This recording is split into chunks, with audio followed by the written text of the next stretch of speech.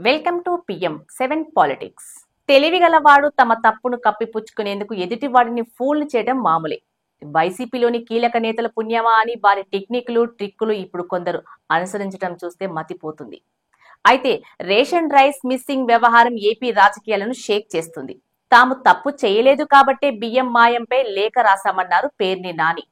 అడ్డంగా దొరికిపోయాక బుకాయించడం దేనికని ప్రశ్నిస్తోంది అధికార పార్టీ.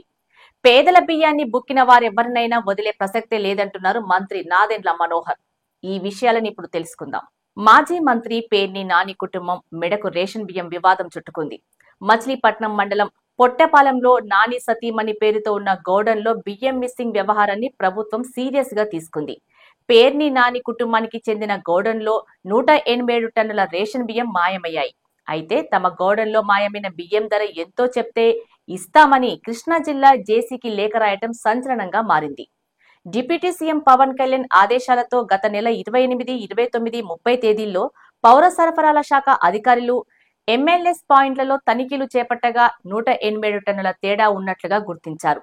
₹1,70,00,000 చెల్లించాలంటూ నోటీసులు పంపారు. దీంతో మాజీ మంత్రి పేర్ని నాని ₹1,00,00,000 డీడీలు తీయించి ఈ నెల 14న జేసీ కార్యాలయంలో అందజేశారు. మరో ₹70,00,000 సోమవారం చెల్లించారు. మొత్తంగా 2 విడతల్లో కలిపి 1.7 కోట్ల డీడీలను అధికారులకు అందజేశారు.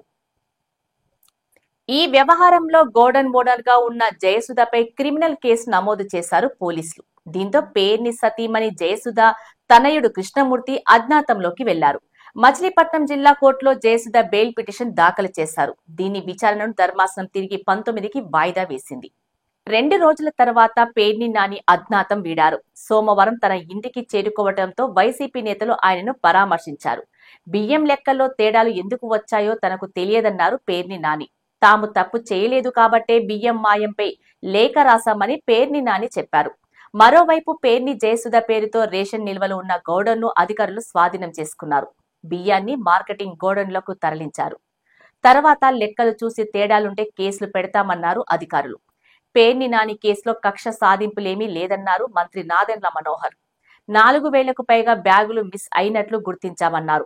దర్యాప్తు తర్వాత చట్ట ప్రకారం పేర్ని నాని కుటుంబంపై చర్యలుంటాయన్నారు. మరోవైపు తమ నేతలను కూటమి ప్రభుత్వం టార్గెట్ చేసిందంటోంది వైసీపీ. కక్ష సాధింపు చర్యల్లో భాగంగానే వేధింపులకు పాల్పడుతుందని వైసీపీ నేతలు ఆరోపిస్తున్నారు. మరి ఈ వైసీపీ నేతలకు ఇది చాలా మామూలు విషయంగా మారింది. ప్రభుత్వం ఏది చేసినా అది కక్ష సాధింపే అనే మాట అలవాటైన విషయం అందరికీ తెలిసిందేగా మరి.